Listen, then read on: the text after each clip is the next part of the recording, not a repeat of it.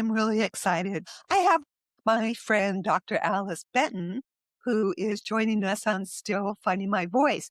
Dr. Alice Benton is a psychologist. She's also a faster way coach. She's such an inspiration to me, not only as a friend, but also as an exceptional human being. We share the same faith, and we also recognize that sometimes faith out in the world can be a little scary because we've had some not so fun experiences with past, but we both have learned to accept. I've learned to accept where I'm at in life.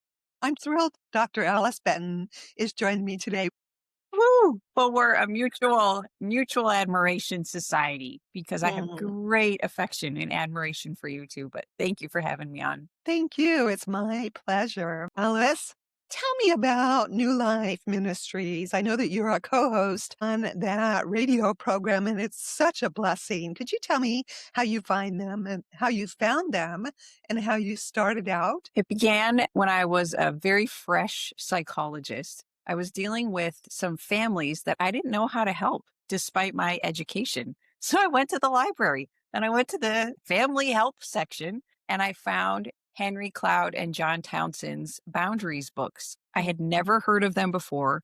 They hadn't crossed my radar despite growing up in a Catholic family, but I was aware of Focus on the Family, but not New Life Ministries. Their book was such an eye opener for me. I really didn't even know about the concept of boundaries, despite having Mhm. gotten my doctorate in psychology. And what I found in that book opened my eyes and changed so much for me. I didn't know about the radio show yet, but I found out that Cloud and Townsend hosted a counselor training weekend, and I signed up for it. At the weekend, I found out about their radio show and New Life Ministries and started to listen to the show after that. And I heard truths on that radio show that I had never heard before. And it helped me learn how to combine psychology and spirituality in a way I had not Mm. learned. And as my life was rapidly improving because of what I learned on their show, and my practice as a psychologist was really being refined, I found out they had a network of counselors, which I applied for and joined. And that allowed me to then be a small group leader on their intensive workshops that they do on weekends. And that was where you and I met. And Yeah. on one of those weekends, I felt like God asked me to go to the head of the radio show, Steve Arterburn, and ask him if I could try out for radio. And Wow, it that's was boldness. it wasn't my idea, I'll tell you that much. I don't think up to that point I'd ever heard such a distinct or felt such a distinct nudge from God. And I knew it wasn't my idea because I admired people on radio, but I didn't have a plan ever or a dream to be on radio. But Wow. I asked him and he let me come on and try out. And so ever since then, I've been highly involved because I learned so much from the show. My life has been improved. My clients' lives are improved because of what I learned from them. Oh, and my life has improved dramatically, and it's since knowing you. That interesting. You felt that nudge to walk up and talk to Steve Arterburn. First of all, famous speaker, well-known author. Oh my goodness, the boldness that it took within you. Were you a little scared, or you just thought, well, heck, Little, I might as well do it? Oh, I was quaking in my shoes. I don't consider myself a bold person. I think I've grown into a bolder version of myself, but I'm pretty timid. I feel socially inept, socially inadequate very easily. mm. Social situations make me uncomfortable, honestly. So it's been Would the you career I'm call in. yourself an introvert? Definitely am most comfortable alone with a book. Leave me there. I could stay there happily. And yet, I think God keeps calling me out into social situations. And so, yes, when I got that nudge, all the counselors were having dinner together and Steve was in the room. And I didn't know him. He didn't know me on a personal level. I considered him a mentor of mine because I was reading his books, but I Mm. didn't know him. So felt the nudge. It seemed so strong and clear. And I just walked up to him and introduced myself. And he said, who are you? Oh, I'm here to no. work in your weekend. Is there any way I could try out for your show? And he said, Oh. well, you can try, but just so you know, even if you're a good therapists don't make good radio show hosts necessarily, but you Wow, can he give it said a that shot. to He you? did. He said, just be ready to receive a no from me if it doesn't work Wow. out.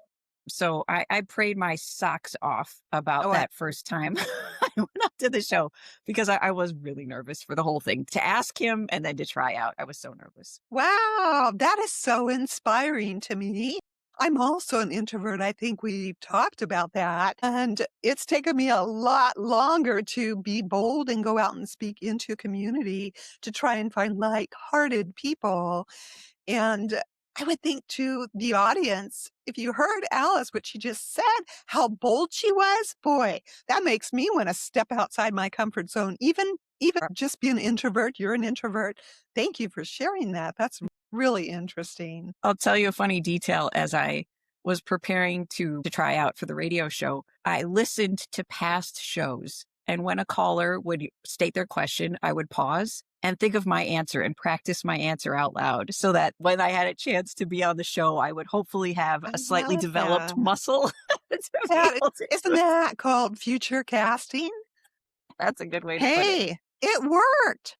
Yeah. I was actually on my honeymoon when I started listening to the show. So my husband had great patience with me on our drive. We went to Pismo Beach in California for our Fun. honeymoon. So on the way, he was patient enough to let me listen to the new live radio show so I could practice my answers. Well, you had someone to bounce your questions off of too and the Yes, answers. Pismo Beach, California, that's a beautiful location. it is. It was a fun place to honeymoon. Very beautiful. Thank you for sharing that. Hmm. I have to say that there's one book. I'm not a big reader. I confess that. I know you're a big reader. I'd rather be out dancing, bowling, anything but reading. But I will listen to podcasts, love podcasts, and I will go to mental health weekends or recovery weekends learning. But this book is, It's a mouthful. Understanding and loving your child in a screen saturated world. there was so much great information in there. Yes. Just about how to connect with a child when you don't have a cell phone in front of you or a tablet. And you're the queen of that because you have 3 children that are wonderful spirited. All the principles that you're teaching them about getting along, about learning to cook together, all those ideas as a parent. I wish I would have had this book sooner. I'm so grateful that you wrote the book.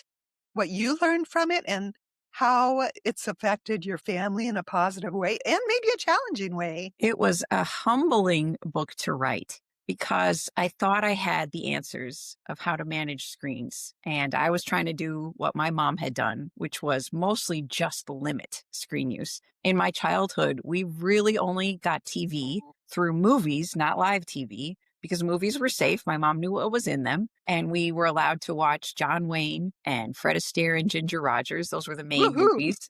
Yeah, they're good ones. On a Friday night when my parents went out for date night, but that was about it. And my mom intentionally kept it incredibly limited. And I think she was on the right track. But something that I learned from my research was how important it is to engage with our children on screen, to join them, and to not just use it as a default digital babysitter, which it's really effective at. And we do use it that way at times. But if we let our children be on screen without enough knowledge of what they're doing and gentle curiosity to find out what they like, what they're interested in, what they're drawn to, which is not always good. We have a morbid curiosity and we have an illicit curiosity within us. And so it's like when you have a toddler, when they're too quiet for too long, it's both a relief for a harried mother. And yet that instinct kicks on of what are they What are doing? they I better doing? go check. And then you go and find a mess. And that little bit of peace you got had a dangerous undertone to it because they got into the bag of flour and now it's all over the kitchen. The That's a same good thing. analogy. Yeah, the same thing happens on screen. When our children are happily entertained and it gives us a brain break that we absolutely need, what are they really digging into that's making a mess in their brains and in their hearts? So I think 2 of the biggest takeaways for me were choosing to become interested in my children's on-screen interest. And because I grew up in such a limited home, I'm not terribly drawn to screen use and to on-screen entertainment. Again, give me my book. And so I can be really disconnected from my children's screen use. I see entertainment screen use as often a waste of time. I've come around Oh, from that old it can perspective. definitely be. I'm guilty of that. An hour could go by. Yes. I'm like, I thought I was gonna be on there for 10 minutes." Yes. But if we're allowing our children to be entertained by their screens, I think we're obligated to develop interest in what they're interested in. So I've come to speak the Minecraft language to some extent. I push myself to play Minecraft with them. It is so difficult for me to do, Lynn. I would rather go wash the dishes because it feels productive and I'm a workaholic than spend wasted time on screen. But the key is it's not wasted. It's me bonding with my children and Mm, becoming informed of what they're doing on screen. So granted, I they don't love always, that. yeah, they don't always want me on screen with them. Right. And the older that I get, the less that's going to be, the less they'll want me. But if I establish a foundation now of screen use has to be open to your parents, both because we just want to know you better, but also because we need to protect you. Forcing myself to engage with them on screen is one of the biggest takeaways. But the second is, I think it helped save my marriage. I think most Can you couples, explain that? happily, most couples are on different ends of this spectrum of being a digital enabler versus being a digital limiter. And the enabler Mm, is going to allow their children a lot more freedom on screen because they can appreciate the good of screen use. They probably enjoy their own screen entertainment. And children, guilty. yeah, okay. And their children have a lot of freedom in deciding how and when they use their screens. There's not very many boundaries or not a whole lot of structure to the digital enabler. My husband is more on that end. He had few parental restrictions when he was growing up, whereas I had, of course, the digital limiting. So if Mm, we stay in our own camp, it creates a lot of conflict and knocking heads and a lot of I could tension, imagine. arguments, disagreements. I Relationships used are hard enough without definitely, having to butt yes. heads with different parenting styles. And of My course, hat's off to you. yeah.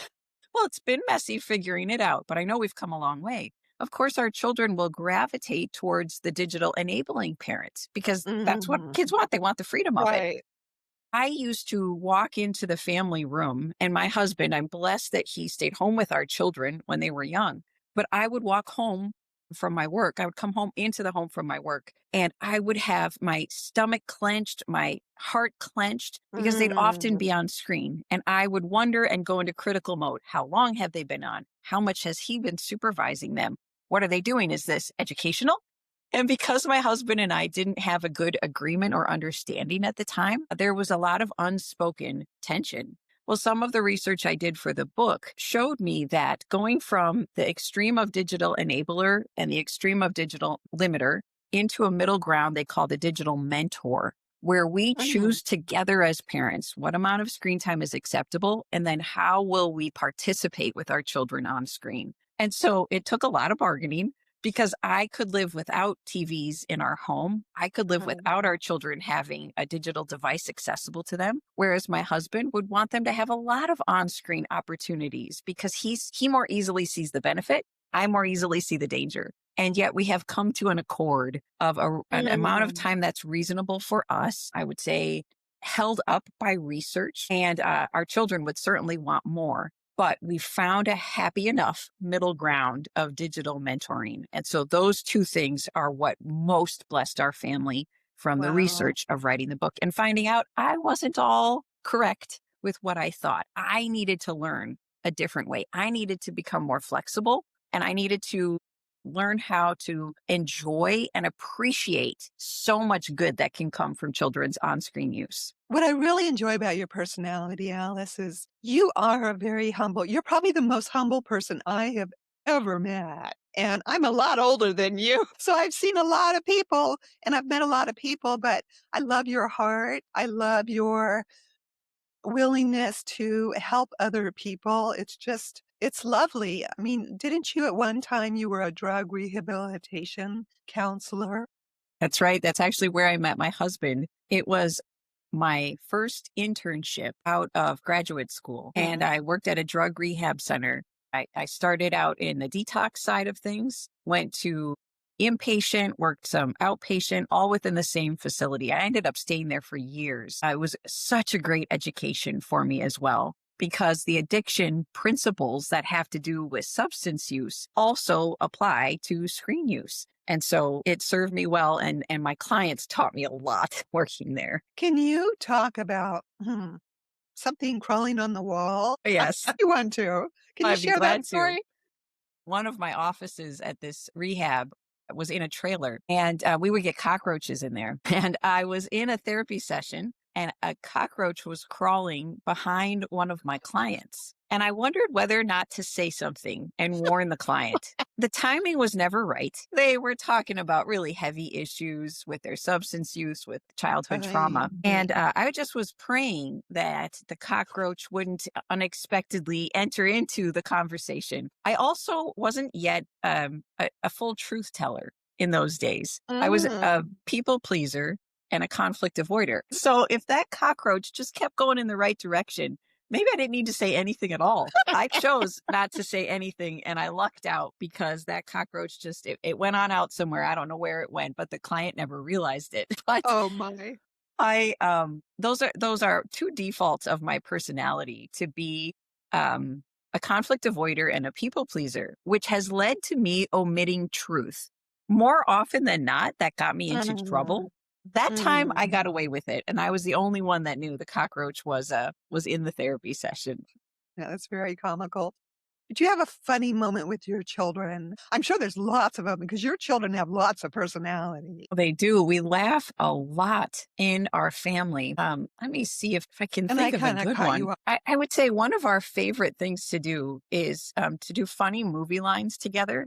And we often play this at mealtime, where one of us will play out the scene of the movie, and the rest of us will have to guess what it is. And my oldest, my 13-year-old, he is just really good at imitation. And so Oh, he can do the voices, the accent, his timing is fabulous. And sitting around the dinner table, guessing funny movie lines and making each other laugh with it is probably one of our most fun games that we play with one another. Our top 3 movies that we're taking lines from lately: Surf's Up, it's a surfing cartoon; Ford v Ferrari, a racing movie; and Remember the Titans. And we all can probably recite a good portion of those 3 movies. And we have a family rule. If if 3 quotes have come from the same movie in a span of a couple days, we have to watch the movie again. It just means that we're missing that movie enough and we I have to watch love it. that rule. We live by that, That's really cute. How you doing? You're doing right? great. I don't know why I'm asking you. You're doing great. You're used to this. Time for me to take a sip of water. You're putting me at ease too with your questions and your pacing. Oh, you're so sweet. Thank you Mhm. for that feedback. Alice, you've told me so many funny stories, and on Still Funny My Voice, it's not really a funny story, but for me, since I was a professional dancer, I've mentioned on my episodes, my body would always do the talking for me.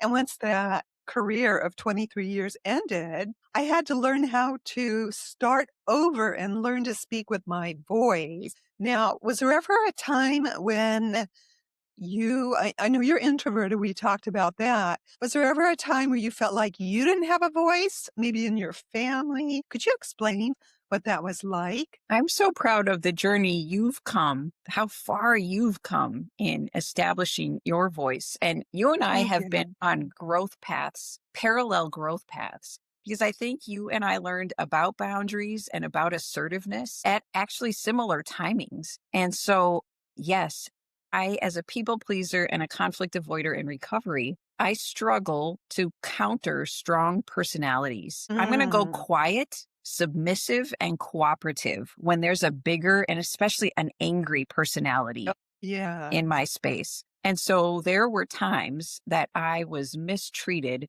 and I felt like I couldn't say anything about it. For me, it was just on the level of verbal mistreatment and nothing beyond a raised voice, a harsh tone of voice, maybe insults or disrespect. And I just would smile, grin and bear it, and try to Mm. change the subject. And as you and I have both been trying to grow in this area of our character, it has taken me years to get to the place where I can say to a loud, angry person, I don't like how you're treating me. And if you won't stop, I'm going to walk away. I had an incident of my family had lice. It was gross, embarrassing. We all got it. I remember that. And an elderly family member also contracted lice. And we needed her to let us comb her hair to see if she had lice. And for a variety of reasons, she was really insulted by it. I mean, it was gross. None of us wanted to admit we had lice. And Right. she didn't want to be touched. But we were going to be in close quarters for a long period of time. And so we were all infecting each other. And to Yeah. stop the contagion, we had to do this. Well, it so upset her that she started to yell at me and she wouldn't cooperate with me. She then decided she would and that I could comb her hair, but she was still mistreating me. And I let her know I'm not willing to be treated like this. I'm not willing to do it at this time. And so if you can't soften, I am going to walk away. She couldn't soften Mm. at the time. And I left. And Lynn, it was one of the most freeing moments of my life because I'd never Mm. been able to have the courage to stop an angry person from mistreating me. And, I Right. don't need it. I'm going to reword that. I didn't have the power to stop her from mistreating me. I had the power to walk away and to walk away with dignity and respect to her. Oh, now wait a minute. Can you repeat that? That was a heck of a moment, a heck of a statement. Boy, there's some power in what you just said. I couldn't stop her from mistreating me, but I could protect myself while still respecting her. And I could keep my dignity as I gave her a chance to change. If she didn't want to change, I could walk away. I had young children in the house, and my husband was there too, though. So I told my kids, I'm leaving, but I'm just going to walk around the block and I will be back. I just needed to calm down. And Lynn, as Mm. I left, my body was shaking because there was so much adrenaline in me Right. of telling an angry person, I'm not going to stick around for you to mistreat me like this. So I will see you later. And I just had never felt that empowered before and that confident but nervous in my ability to say, stop treating me this way or I will leave. It took me when I did that, it was only a couple years ago. So I was, I think, in my early 40s when that happened. For some 10 years beforehand, Lynn, I knew I wanted that power, but I was Right. too scared and I don't like upsetting people and I don't want to hurt Right. relationship. So Same.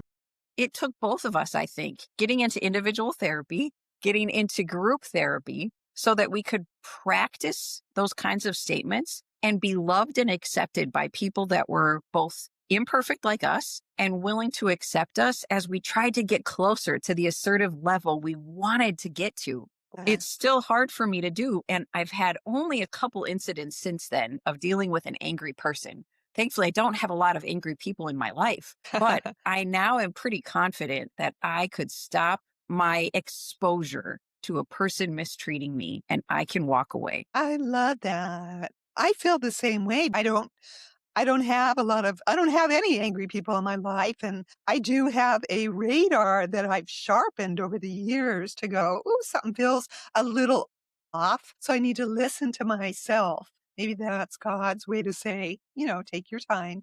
But also, I remember seeing in your house a sign that says, "Be nice or leave." I love that. I still wanna get that sign and post it on my wall because the power just from reading that it's amazing. When I saw that on your wall, I was like, "Yeah, I think I stood a little taller and went, yeah, I could do that too. I can say, 'Be nice or leave.'" I think you and I have been trying to cleanse our social circle because we have had angrier, more controlling So people in well our lives. said. We So both well have. said. And we've decided we have limited energy, limited time, and we don't want too much of our time to be drained away or stolen by people that are going to mistreat us. So we've both purged some of those relationships by setting a Right. standard.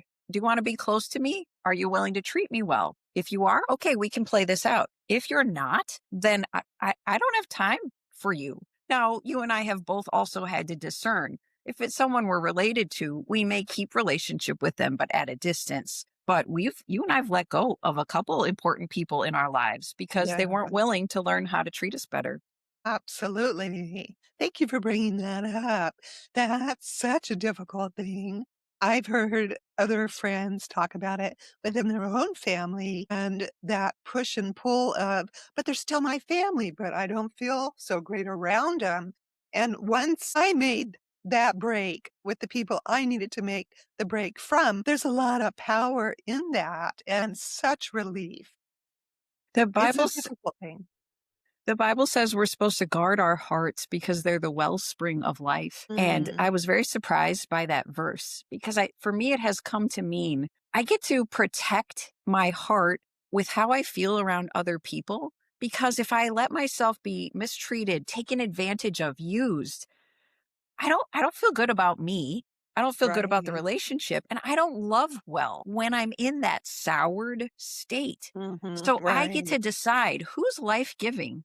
Who do I want to let close to me because we enhance each other's lives? They're Mm, life-giving people. And who are the really draining people that I either choose to release from my life or because maybe they're family, I keep them at a distance so I can still honor them. I still try to love them, but I limit who gets to be in my inner circle and take up my time and energy because I want to be laser focused on what God wants me to do with my life. And if I let people drain my resources in an unholy or unhealthy way, it puts me in a frame of heart and mind that I'm not a great person to be around then. And I want to be a great person to be around. So I have to be protective of my limited energy and resources. And I want to surround myself by life giving people. And you and I have had to learn some hard lessons that way because, of certainly course, it's have. really complicated to limit our exposure to people that want to Mhm. take advantage of us.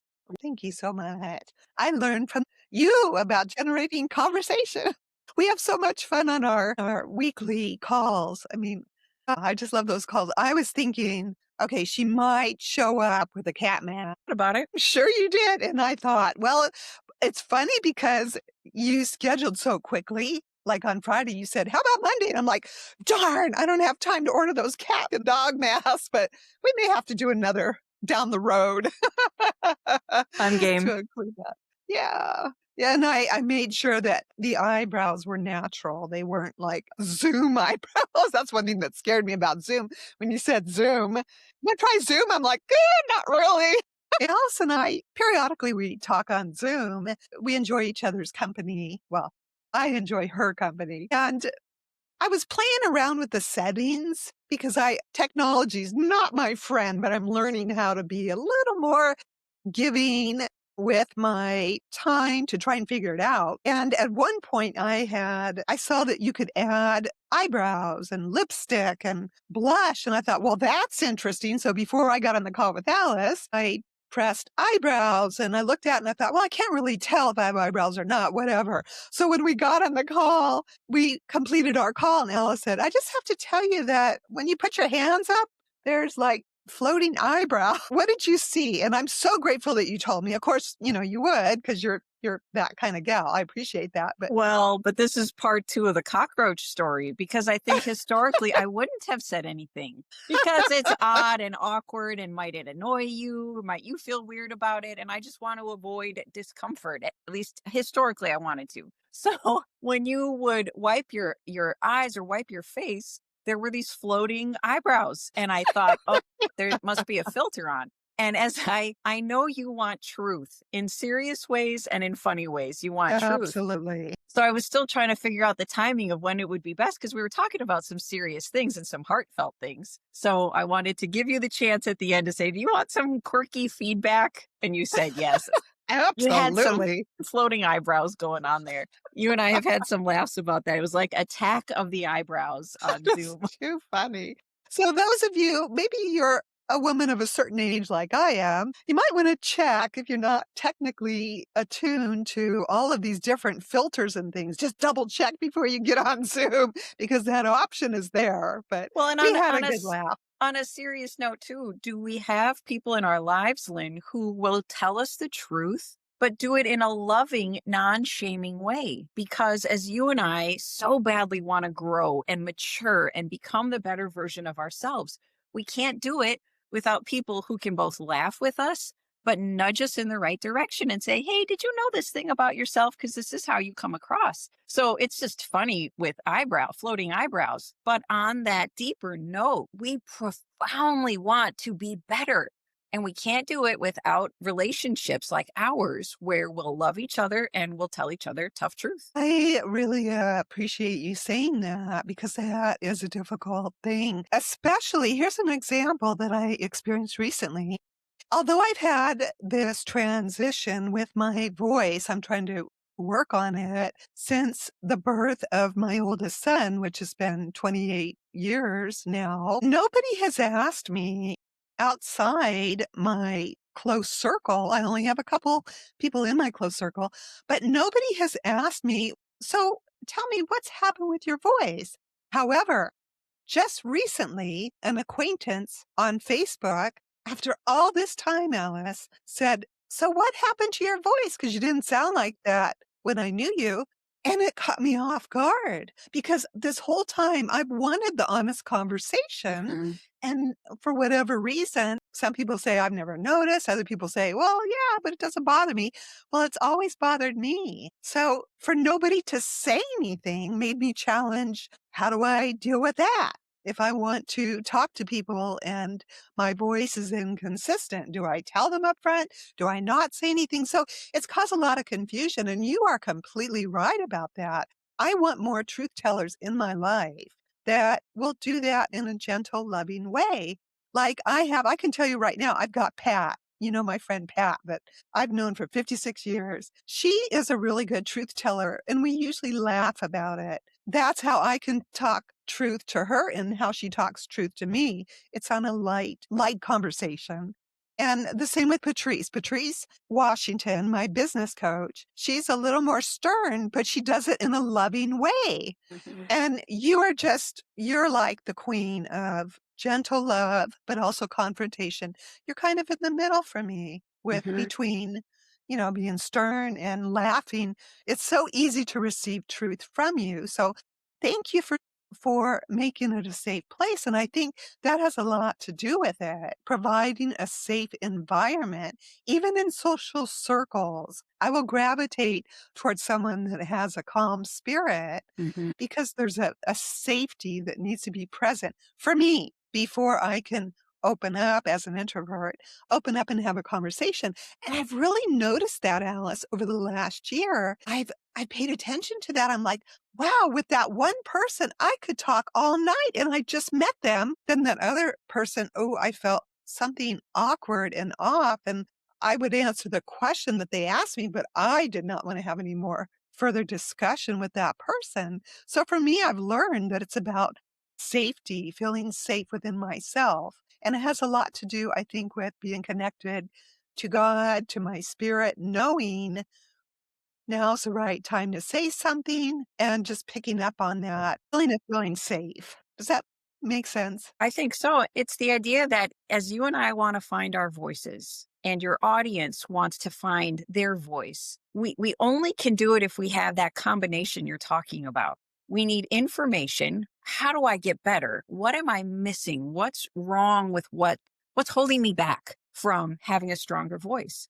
And then we need relationship to practice and apply that information and relationship that, like you're saying, will give us honest enough feedback so that we can know what Right. we're missing and we can grow forward from there. So I so badly want for your audience to be inspired by your story and what you and I have both gone through in getting to this better version of ourselves.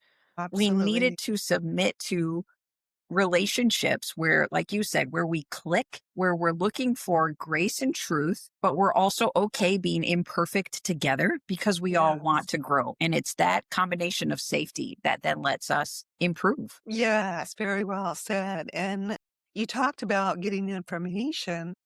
I have developed what's called the voice method, and the first letter, V, is for view and validate. And what that means to me is being aware of what I'm experiencing, what I'm watching, what I'm feeling.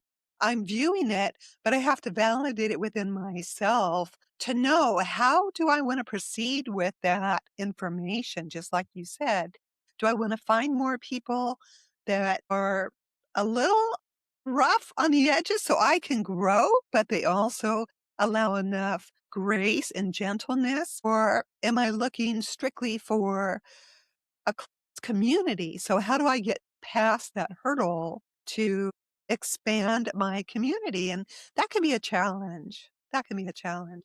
I think it's part of the beauty of the groups that you and I participate in. We're part of small groups that meet on a regular basis.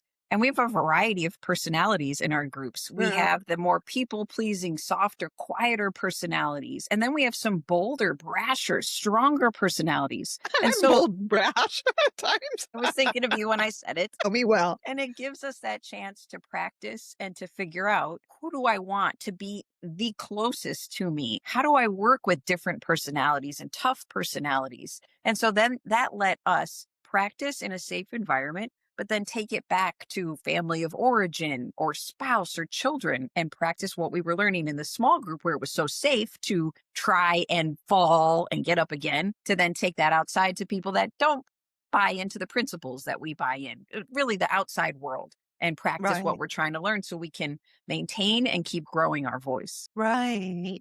And, I just like you. I love my children. I should say my adult sons because they're no longer children.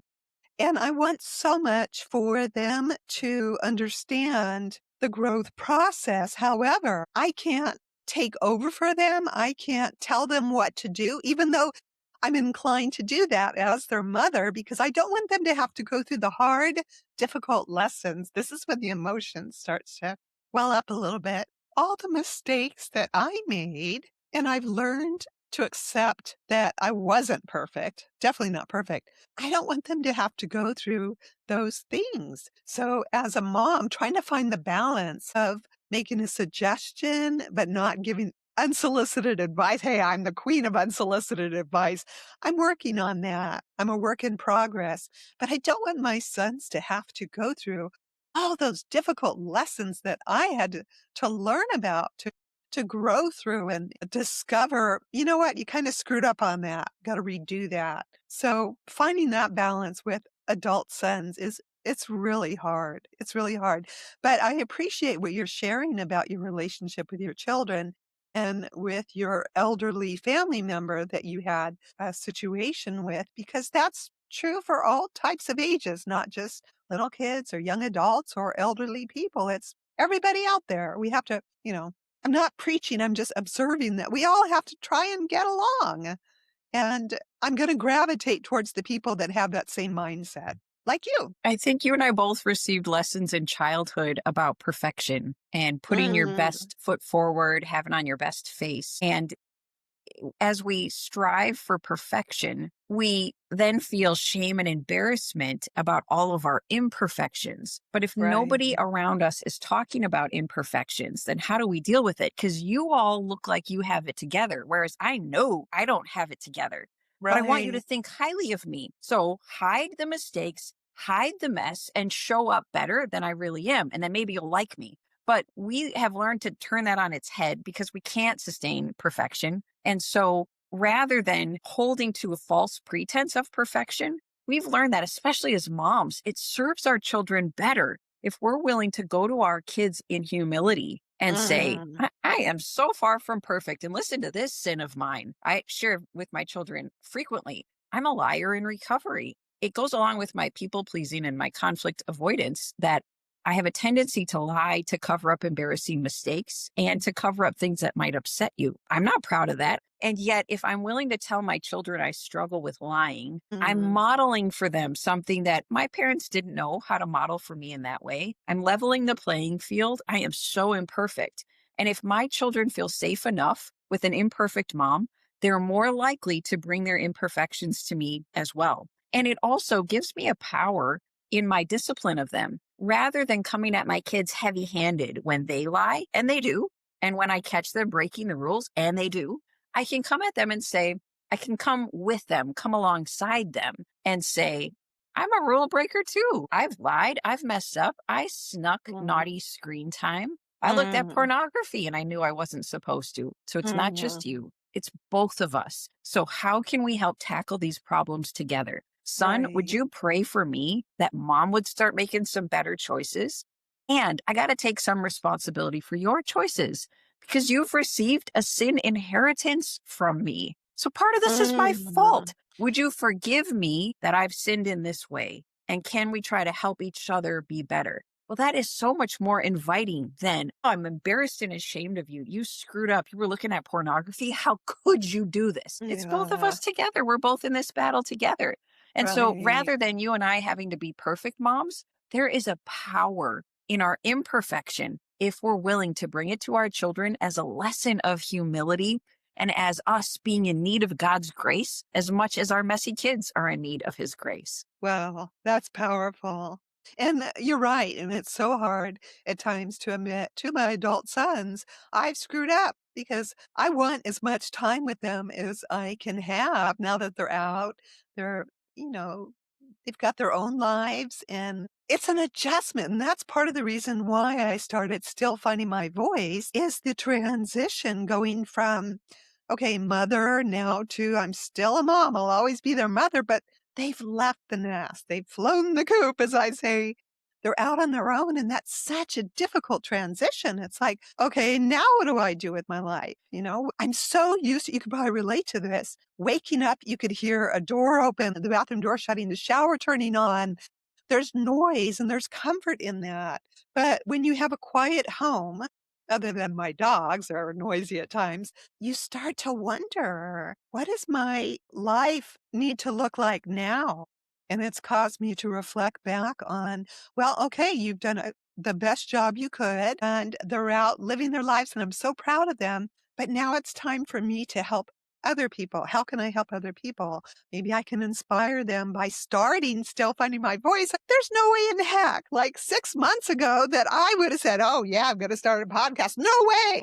And I've learned so much and I've gained so much respect, humbleness from making mistakes about editing and all kinds of things. But I'm so excited because now I feel like, hey, I can do this and have great discussions with people like you, Alice. This is just, it's a fun conversation. It's the hope for all of us that God still has a purpose. As long as Mm, we're still alive and breathing, He has a purpose for us. And that purpose changes from one season to the next. But that's if true. we're willing to ask Him, what do you want from me now? He has a great adventure to send each one of us on. And it usually involves finding and strengthening our voice. And so as you're doing this podcast, as I was called onto radio, what? Neither of us saw those things coming. Our families couldn't have guessed that that's what we would be asked to do. But we both in those times of our lives, we were willing to ask God, what do you want from me right now? And he gave both of us a very intimidating invitation. What? Oh, big What do time. I have to offer? What did you think you had to offer? Right. We couldn't see the greater purpose in it, but we were willing to have courage to trust. This is outlandish. I don't know who this is going to benefit, but God is calling me to do this. But I think what helped us both accept his invitation was that we already had those communities of safe sisters around us who would support, give us feedback, cheerlead us on, cry with us when Yeah. we made our silly mistakes, and then applaud us when you released your first podcast, applaud us when we attempted, and then celebrate with us when we started to get to hear some feedback of, oh, somebody heard the podcast? Wow, and it touched their heart. How thrilling. Neither of us could have manufactured where God has brought us in our lives. So true. But we hope your listeners will wonder if they're struggling with depression, anxiety, they don't have a strong voice yet. We didn't know what to do about it when we were in that season either. But we Yeah, started to correct. ask God, what do you want from me? How can I Mm, grow? And those doors began to open. But we needed big a time. sisterhood to have the right ingredients to be able to walk through the door. Neither of us could have done it on our own. I No, couldn't you're have. so right about that because after both sons moved out of our home, I wanted to hang on to that house because I was only 30 minutes away and from one son and the other son only 45 minutes away from him. I was holding on, gripping as hard as I could. Well, I can't move anywhere. I got to stay here just in case they need me. But that's the exact same bondage that was keeping me from living the life that I say I'm totally enjoying right now, and I feel blessed from God, his prompt. Once I moved out, I'm about an hour and a half, 2 hours away from my sons, and I thought, there's no way I could ever move that far away. There have been multiple blessings. This podcast is one of them that have opened up from listening to that. And I remember when my house was for sale, I had so much peace, which was unheard of for me. When the house wasn't selling, I wasn't getting an offer. I thought, oh, okay, well, God, I trust you. Do you want me to stay? Do you want me to move? I don't even care. I was content with where I was, but I also knew if I did need to move, if God nudged me to move, I was going to do it. Well, sure enough, he had me move.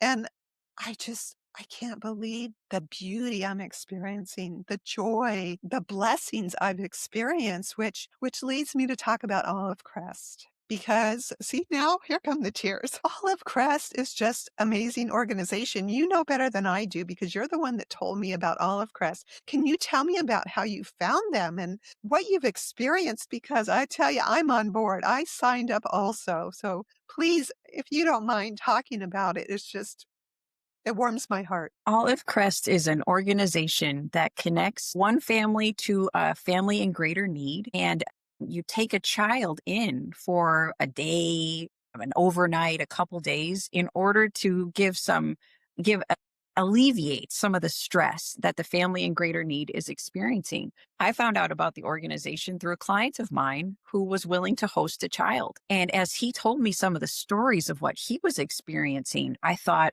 maybe God wants us to do it too. I didn't want to do it because I got more than enough going on in my life. But Right. God put it on my heart that he wanted my family to try out hosting a child. And so we went through the application process. It took a couple months to gather all the paperwork and do what we needed to do, criminal background check, that sort of thing. And then we were put on a list where we get to see the requests that families make, the families that are in need. And these are Mm, folks who are on the verge of homelessness, usually, whether they're mm, living in a motel, living out of their car, or they're in a homeless right. shelter. It's often single moms who have multiple Mm, children. And the mothers connect with Olive Crest and they ask for a host family to take one or some or all of their children for hours to days to give the moms a break, sometimes to even allow the moms to work because some of them don't have enough of a support system around them. They don't have family who are willing or able to take their children in. And so we right. just experienced our first hosting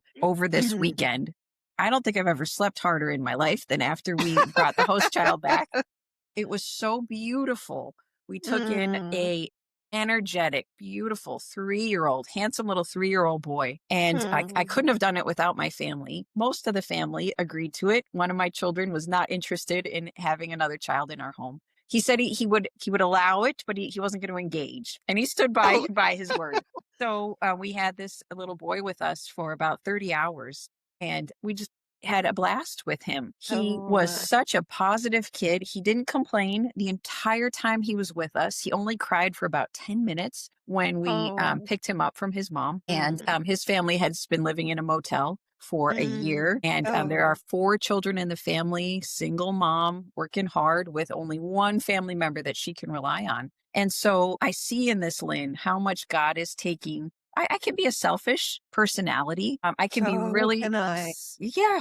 And I can be really hyper focused on my plans and what I have and what I like to do. And so when I felt like God put the idea on my heart to host a child, I thought, where are we going to get that extra time and energy from? Are you kidding me, God?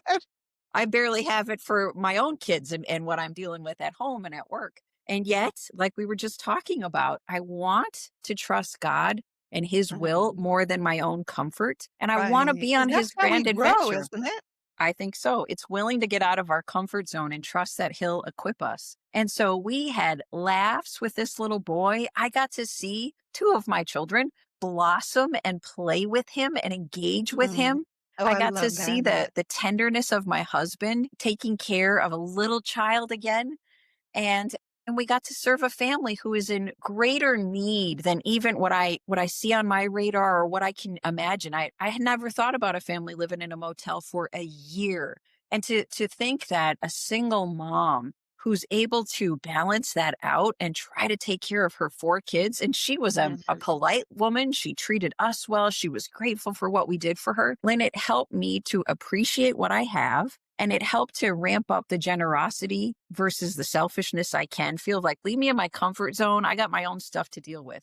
And so, any families that are experiencing an empty nest or a loneliness or a lack of Right. purpose, if you want a sense of purpose, consider hosting a child for a day, for a night, for a couple of days. It will bring a breath of fresh air into your life. It will require a lot of you, but the blessings so exceed the cost of doing this. And we're looking forward to doing it again. We need a rest for a little while before we next host, Right. but we're looking forward to doing it again. You told me about that, and I was just amazed. I'm like, I'd never heard of Olive Crest. And when I was actually relocating out to where I am, and you had told me about, Olive Crest towards where you live, I thought, oh, I probably won't be able to find one close to me. So when you told me about Olive Crest and I was moving, I thought, well, I probably won't be able to volunteer. Let me see if there's one out in this area. There probably isn't. I couldn't believe it. There was like one 20 minutes from where I am. So I was thrilled to pieces. I really appreciate you telling me about that. And I spoke to a gentleman. His name is Todd. He said, come on down and we'll give you a tour. So I went to a facility right before Christmas with his assistant, Summer, and it was it was lovely, and what I mean by lovely is there were so many supplies in one room that needed to be organized, so I thought, "Hey, even though organizing is not my ministry, said I'd be happy to help you coordinate, put these things into different sections." But there's so many things that they could use help with, donations, and like you said, hosting a family. Well, this past weekend, Passion Church happened to have an outing to Olive Crest, and it was an open house into a community. And I thought, well, let me go with the church and see what that's all about. Well, little did I know, Todd was right there. He was greeting everybody as we walked in. And it's a cul-de-sac of a community of families. I think there's 7 houses, I believe, in the cul-de-sac, and I believe that there's only 2 of the homes that are occupied right now, but there's like 7 rooms in each home, and so the host family, they actually live there, so I don't think they call them a host family, but they actually live there, and they have kids coming and going just like you said. You could have them for short term or for long term, and I was sitting there watching. Now the kids in the cul-de-sac were playing basketball with each other.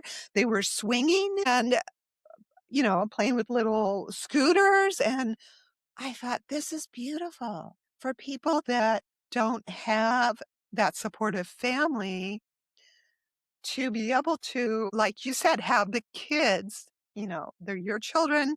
You want them to be in a loving, safe space. Everybody that lives in that cul-de-sac, I met the 2 host families, and I felt so comfortable and safe, and I thought, "Hey, I could live here even though I already have a home."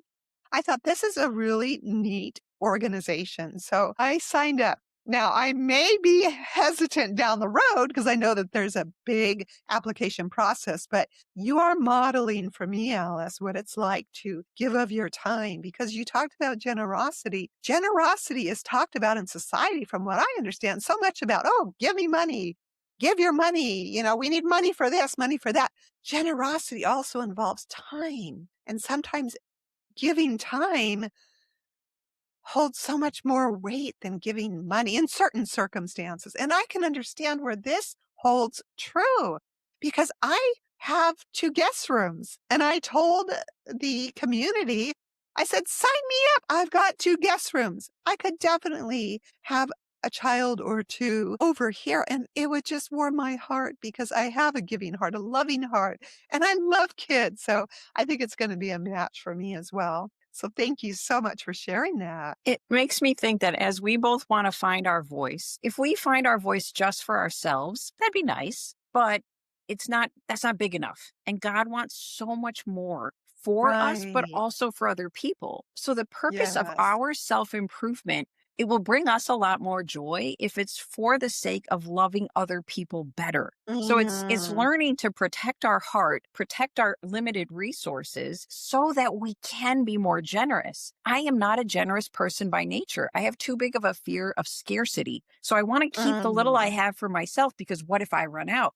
But God has taught me that if I'll trust him more and I open up my grip, he will multiply what I have, but not for me to keep for myself. He'll multiply it so I can share it. I'm still a fearful person. And so this is not easy for me. So as I think, I don't have enough energy for myself. And then he asks me to take care of some stranger's kid. I don't have the energy for that. But if I'm willing to trust him, not only will it be good for my family, it will be good for the family Mhm. we're caring for. I know it will bless me too. And if we can believe that we're finding our voice so we can serve other people and help launch and lift other people up, that's where the real joy and the real purpose comes from. So if your listeners struggle with depression or anxiety like you and I both have, Right. generosity, giving, and volunteering are some of the true solutions. I love that necklace. Or, you know what? You look really dapper today. I know dappers are really old fashioned. That's a great suit on you.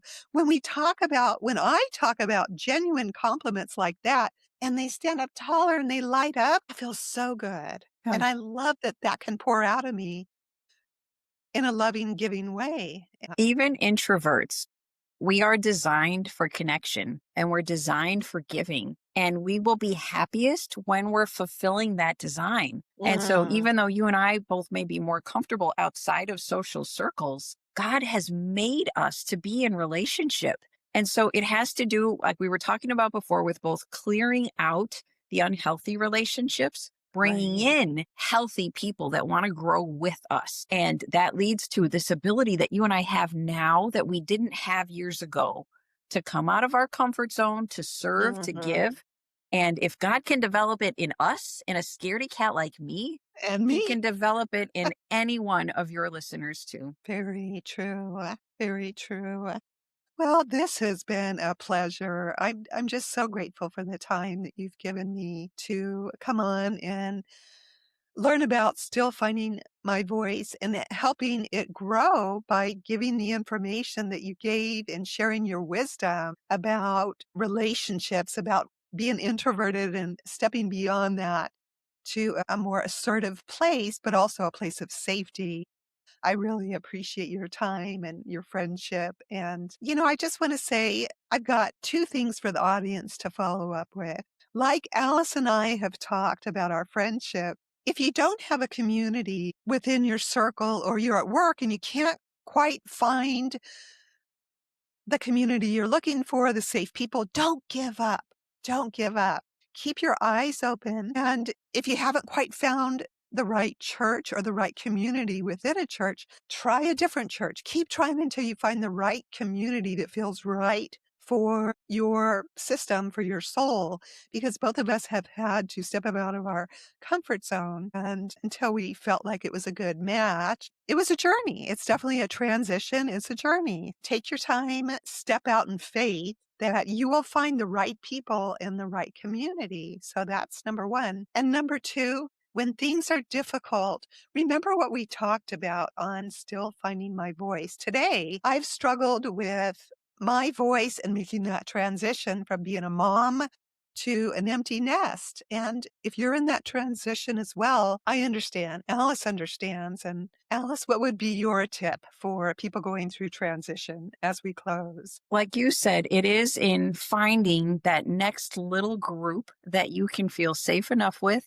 and also receive truth from so that you can practice what Lynne and I have been talking about today. Lynne, if I may offer, I hold a free parenting group the second Saturday Oh, of yes. every month on Zoom. So wherever you are in the world, you'd be welcome to try that group out with me. And we have parents in the group who have infants, and we have parents who have 30-year-olds. And so whatever age your children are, if you've experienced some of the regret Lynne and I have felt that we didn't do better before we Mhm. knew better, and if you want to grow, if you want to have a better voice with your children, please join my group.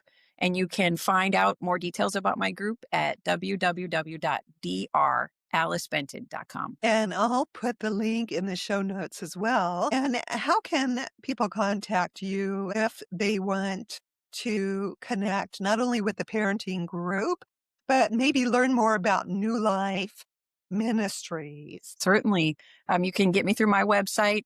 My email address is dralicebenton@gmail.com. And I'm on social media on Facebook and on Instagram. New Life also is on Instagram and on Facebook and has the website, newlife.com. Excellent. That's wonderful. Well, it's been such a joy. Your spirit and your wisdom always inspires me. And I hope that Still Finding My Voice. The audience, you've been inspired as well. We'll see you next time. Live stream. Why is it a live stream? No, it's not supposed to be a live stream. Shoot, that's not good.